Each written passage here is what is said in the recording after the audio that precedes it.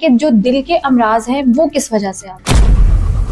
Low blood pressure और high blood pressure में difference क्या है, क्योंकि लोगों को इसके बारे में इतनी नॉलेज नहीं है। फिर ठंडे पसीने आना, ये किस ब्लड प्रेशर की इलामत हो सकती है। नॉर्मली कहा जाता है बीपी लो हो गया है तो नमकीन खा लें, बीपी हाई हो गया तो मीठा खा लें।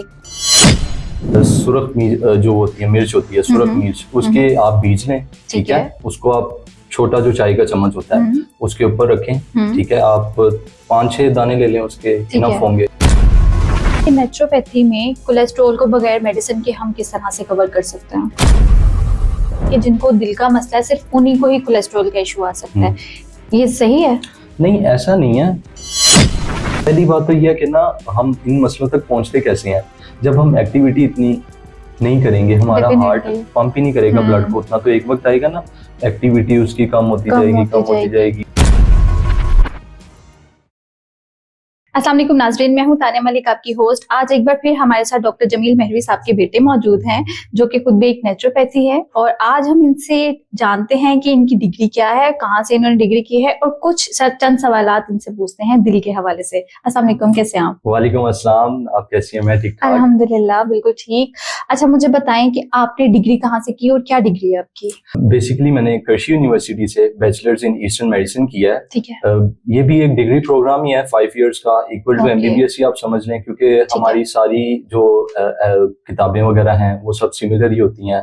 और मेडिसिन में बस डिफरेंस ही आता है कि वहाँ पे एलोपैथिक मेडिसिन होती है, यहाँ पे हर्बल मेडिसिन होती है, तो इतना सा डिफरेंस है। और उसके अलावा फिर 1 साल का हमें बकायदा वो पेड हाउस जो भी करवाते हैं, वो मेरी अभी करंटली इंडस हॉस्पिटल में है, जो स्टार्ट हो चुकी है। अच्छा, और उसके अलावा मैं फिर अपने फादर के साथ ही क्लिनिक पे टाइम दे रहा होता हूँ। ठीक है। अभी जैसे आपने बताया कि उसमें एलोपैथी मेडिसिन होती है, इसमें नेचुरोपैथी मेडिसिन, लेकिन इसमें क्या मेडिसिन बनाना भी बताते हैं आपको? इसमें नेचुरल मेडिसिन को हमें बनाना भी सिखाते हैं, फिर बकायदा कितनी डोज आपने देनी है, इवन अगर उनके साइड इफेक्ट्स हैं जो कि नहीं होते हैं मोस्टली हर्बल मेडिसिन के, लेकिन हो भी सकते हैं क्योंकि डोज वेरी कर जाती है। ठीक है। अगर मॉलेज को डोज देनी ही नहीं आती है तो फिर साइड इफेक्ट्स तो आएंगे ही आएंगे, क्योंकि किसी भी चीज की ज्यादती जो है वो नुकसानदेह है, तो ये डेफिनेटली एक चीज है।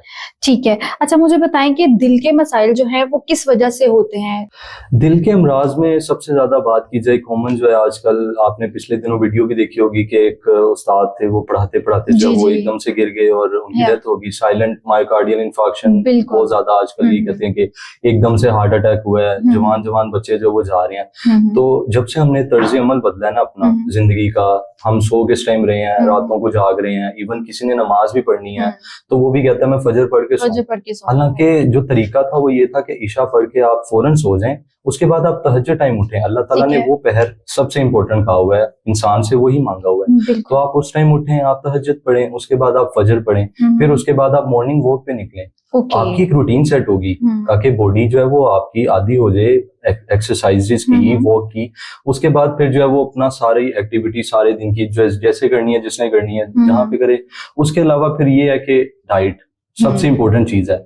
आजकल हमारी नाश्ते ही जो है वो दोपहर के टाइम हो रहे होते हैं, 12-1 बजे, और फिर हम खा भी क्या रहे हैं, लाहौर में सबसे ज्यादा नान चने, ठीक है, कढ़ाइयाँ चल रही हैं, तो जितनी ज्यादा ऑयली चीजें, और ऑयल भी ऐसा नहीं कि हम जो है वो सरसों का यूज जैसे किसी दौर में करते होते थे, आजकल हम सारा वो बाजार से ऑयल लेके यूज करते हैं, तो वो कोलेस्ट्रोल और उसके मसले बड़े इस तरह से, फिर वो दिल के मसलों की तरफ आ जाता है इंसान। उसके अलावा फिर स्लीप आवर्स के अलावा डाइट हमारी होगी, हमारी बाकी जो है वो लाइफस्टाइल है, वो सारी चीजें इसमें आ जाती हैं, तो उसकी वजह से फिर मसले शुरू हो जाते हैं। तो जब हम इन चीजों के ऊपर फोकस नहीं करेंगे तो ऑटोमेटिकली बीमार तो हम होंगे, फिर हम हार्ट अटैक की तरफ जाएंगे, फिर हम लो हाई ब्लड प्रेशर की तरफ जाएंगे, फिर बाकी सारे मसले तो निकलेंगे। ठीक है। अच्छा, मुझे ये बताएं कि लो ब्लड प्रेशर और हाई ब्लड प्रेशर में डिफरेंस क्या है, क्योंकि लोगों को इसके बारे में इतनी नॉलेज नहीं है। फिर ठंडे पसीने आना, ये किस ब्लड प्रेशर की इलामत हो सकती है, ये बताइए। अच्छा, लो ब्लड प्रेशर और हाई ब्लड प्रेशर में बेसिकली पता लगने में एक आम इंसान को, क्योंकि अब हर बंदे के पास बीपी ऑपरेटर्स तो है नहीं, ऐसे तो पता नहीं लग सकता। तो लो ब्लड प्रेशर में ना आपको अपनी जिस्म में बहुत ज्यादा फटीग फील होगी, ऐसे लगेगा कि थकावट, टूटा टूटा, कुछ करने का दिल नहीं कर रहा, ठंडे पसीने, इवन गर्मी में 45-40 डिग्री में भी ठंडे पसीने आ रहे होंगे, पेशेंट कहेगा कि मुझे समझ नहीं आ रही क्या हो रहा है, ठीक है। और हाई ब्लड प्रेशर में इसका ऑपोजिट होगा, ठीक है। उसमें जो है वो उसके सर में शदीद दर्द शुरू हो जाएगी, एकदम से ऐसे लगेगा कि ये मेरी नसें जो है वो फट जाएंगी, ठीक है, और हार्ट की एक्टिविटी बहुत ज्यादा रिड्यूस हो जाएगी। ये ऑपोजिट है, लो ब्लड प्रेशर में टैकीकार्डिया होता है, यानी हार्ट रेट इंक्रीज हो जाता है, और हाई ब्लड प्रेशर में लो हो जाता है। तो ये इस तरह से है। बाकी तरीका यही है कि आप अगर मजीद चेक करना चाहते हैं तो आप बीपी ऑपरेटर्स रखें, ठीक है। वो भी मैनुअल वाले पे ज्यादा एतमाद करना चाहिए, क्योंकि ऑब्वियसली इंसानों ने बनाया है, जो इलेक्ट्रिक है उसमें तो डिफॉल्ट हो सकता है, तो आप मैनुअल से चेक करें। अगर वो आपका 120/80 आता है या इसकी रेंज में आता है, इवन 130 भी कुछ पेशेंट्स का नॉर्मल होता है। मैंने कुछ ऐसे पेशेंट्स भी देखे हैं जिनका 140 पे भी नॉर्मल होता है। अच्छा जी। तो डॉक्टर्स क्या करते हैं, वो उनको एंटी देने लग जाते हैं, सारे मेडिसिन देने लग जाते हैं कि भाई इनका बीपी जो है वो हाई हो गया, तो वो नहीं भी होते हैं। अगर बीपी के पेशेंट्स वो बन जाते हैं। इसी तरह लो ब्लड प्रेशर है तो वो 100 भी जा सकता है। इवन वो ज्यादातर लोगों का, इसलिए कुछ लोग ऐसे भी मिलते हैं, वो कहते हैं कि हमारा ब्लड प्रेशर लो रहता है बहुत ज्यादा। तो अक्सर आपने भी देखा होगा कि खाना ना खाने की वजह से हमारा जैसे शुगर लेवल भी लो हो जाता है, वैसे अक्सर ये भी मसले भी आ जाते हैं। तो ये सारे मसले इस तरह से ही हैं। ठीक है। अच्छा, मुझे ये बताएं कि लो ब्लड प्रेशर हो या हाई ब्लड प्रेशर हो, अगर आपको पता चल गया है तो वक्ती तौर पे उसको हम किस तरह से घर पे रहते हुए उसका जो है ट्रीटमेंट कर सकते हैं? हाई ब्लड प्रेशर का पहले मैं बता देता हूँ। हाई ब्लड प्रेशर में आप सबसे जो अच्छी चीज है वो ये कर सकते हैं कि आप अदरक, जीरा और पुदीना का कावा लें, ठीक है। उसके अलावा दूसरी एक चीज है कि आप सुरख जो होती है, मिर्च होती है, सुरख मिर्च, उसके आप बीज लें, ठीक है। उसको आप छोटा जो चाय का चम्मच होता है उसके ऊपर रखें, ठीक है। आप 5-6 दाने ले लें, उसके इनफ होंगे, ठीक है। पानी के ऊपर रख के उसको एक चाय का चम्मच स्पून उसको आप चूल्हे पे करें, ठीक है।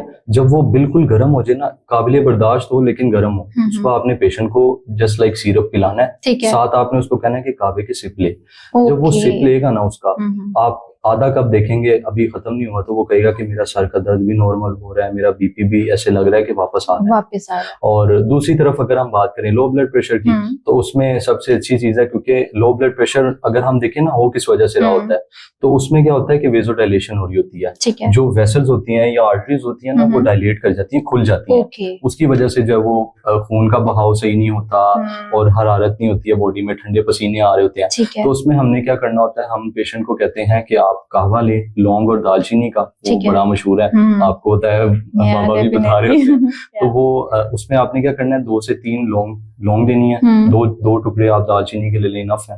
उसको आप 1.5 कप पानी में रख के उबालें, जब वो 1 कप रह जाए उसको उतार लें। वो वैसे भी मीठा होता है, लेकिन अगर आपका दिल है तो आप चीनी नहीं यूज करनी है, शहद या शक्कर आप यूज करें, आप उसमें डालें और आप उसको पिलाएं पेशेंट को। उसका बीपी जो वो इंशाल्लाह जल्दी ठीक हो जाएगा। ठीक है। अच्छा, नॉर्मली कहा जाता है बीपी लो हो गया है तो नमकीन खा लें, बीपी हाई हो गया तो मीठा खा लें। क्या अगर आपके पास कावा बनाने का टाइम नहीं है, कुछ नहीं है, तो ये रेमेडी जो है वो इफेक्ट करती है? रेमेडी इफेक्ट करती है ना करती है की बात अलग है, लेकिन आपको खुद पता है कि नमक वैसे ही जहर है, इसी तरह चीनी भी जहर है। हाँ। तो आप थोड़ी सी मेहनत करके कावा बना लें। नहीं, नॉर्मली अगर चीनी और नमक नहीं भी है, बीपी लो है ना, तो हम प्रेफर करते हैं कोई नमकीन चीज खिला दो। एग्जैक्टली, वो बेटर है, ये बेटर है ना। Exactly, और एज कम्पेयर टू वो हम हाथ पे नमक रखते हैं और वो स्प्राइट के साथ, या फिर हम लोग फौरन से चीनी खा लेते हैं। फिर आप कुछ अरसे बाद गुर्दों के मसले लेके आए होंगे या फिर कोई और मसला नहीं। यानी ये भी ठीक है कि अगर आपका बीपी लो है तो आप कुछ नमकीन चीज खा लें, और मतलब अगर रेगुलर आपके साथ प्रॉब्लम नहीं आ रही, और अगर चीज हो, कोई फल वगैरह खा लें, वो बेटर है फिर भी,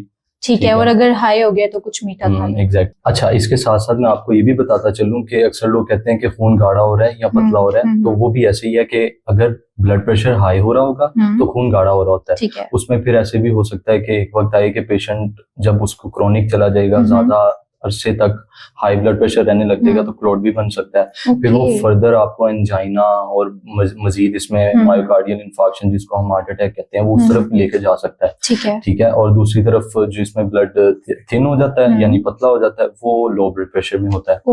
तो ये भी ऐसे ही है, ठीक है। अच्छा, मुझे बताएं कि नेचुरोपैथी में कोलेस्ट्रॉल को बगैर मेडिसिन के हम किस तरह से कवर कर सकते हैं? तो कोलेस्ट्रॉल आप नाम से ही जो है वो लोग खौफजदा हो जाते हैं कि भाई ये इतना ज्यादा हो गया तो पता नहीं क्या हो गया, ये इतना ज्यादा हो गया तो पता नहीं क्या हो गया। तो परेशान होने वाली बात नहीं है, और बजाय इसके कि हम उसको कंट्रोल करने के लिए मेडिसिन लें, हमने थोड़ा सा लाइफस्टाइल सिर्फ चेंज करना है। अब लाइफस्टाइल चेंज ऐसे करना है कि एक आम बंदा भी है ना पतला सा, उसका भी कभी कभी ऐसे आएगा कि वक्त आएगा कि कोलेस्ट्रॉल हाई हो गया। अच्छा। अब आप सोचने वाली बात है, हम लोग यही सोचते हैं कि भाई ओबीज है कोई, किसी को ओबेसिटी है, मोटापा है तो ही कोलेस्ट्रॉल हाई होगा, लेकिन उसमें भी हो सकता है। तो उसकी वजह खुराक, उसके अलावा लेस एक्टिविटी। ठीक है, अब आप नॉर्मली आपकी बॉडी अगर मांग रही है कि भाई सारा दिन बैठे रहते हो काम, स्पेशली जो रात को जाग जाग के काम करते हैं, जैसे फ्रीलांसर्स हैं और बड़े लोग हैं, फिर डाइट इस तरह की लेनी जो देर से हजम होती है खुराक, और उसमें क्या है, चिकनाहट है।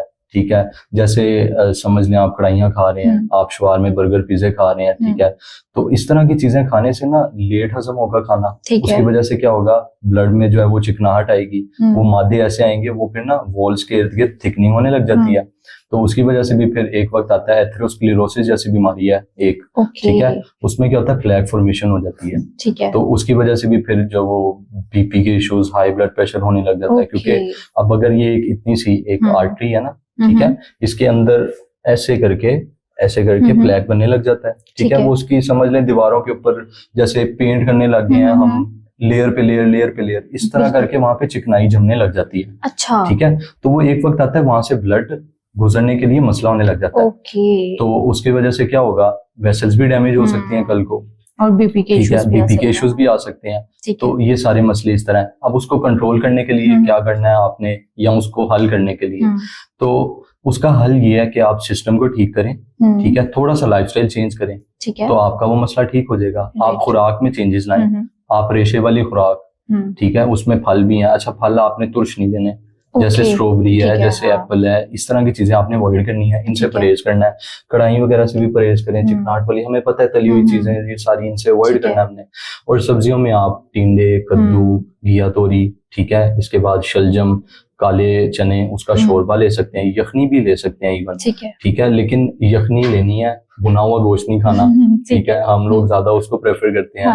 तो वो बड़ा बीफ आप अवॉइड करें, फिश आप अवॉइड करें, इस तरह। तो आप जो है वो कोलेस्ट्रॉल आपका आहिस्ता आहिस्ता, फिर आपने एक्टिविटी को एनहेंस करना है, आप वॉक करें, आप एक्सरसाइज करें, अपने स्लीप आवर्स को ठीक करें, फिर आप कहवे यूज करें, जो मैंने आगे भी डिस्कस किया। ठीक है, इनमें से कोई भी कहवा आप यूज करें, आपका कोलेस्ट्रॉल जो है वो आप खुद ही देखेंगे कि वो भी ठीक हो जाएगा, बीपी के इश्यूज भी ठीक हो जाएंगे, और आप वैसे भी फिट रहने लग जाएंगे।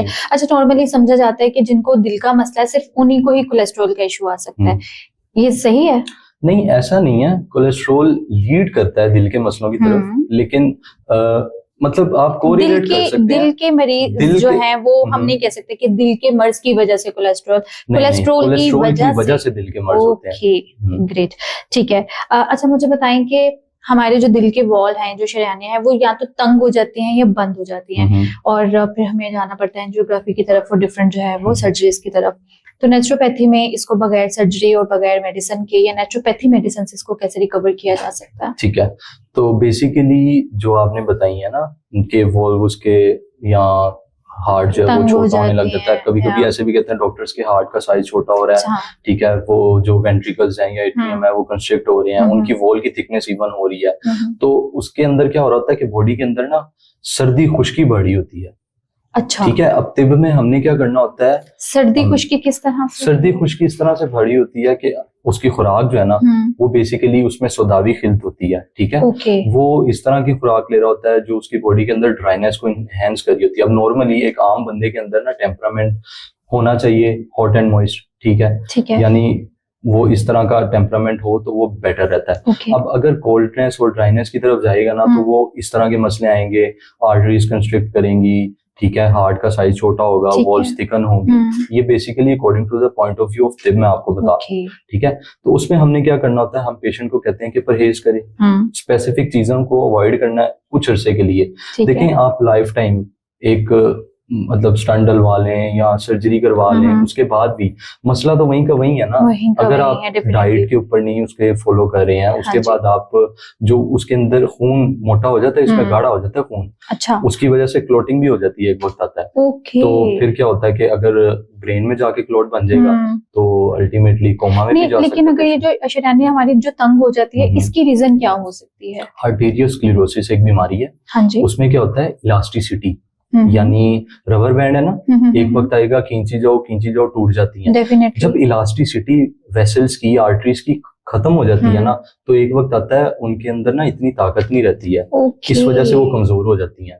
अब प्लेक फॉर्मेशन भी हो रही है, ठीक है, दूसरी तरफ जो है वो आर्टेरियोस्क्लेरोसिस भी हो रहा है, वेसल्स जो है वो इलास्टिसिटी खत्म होती जा रही है, इस वजह से मसले बिगड़ते जाते हैं।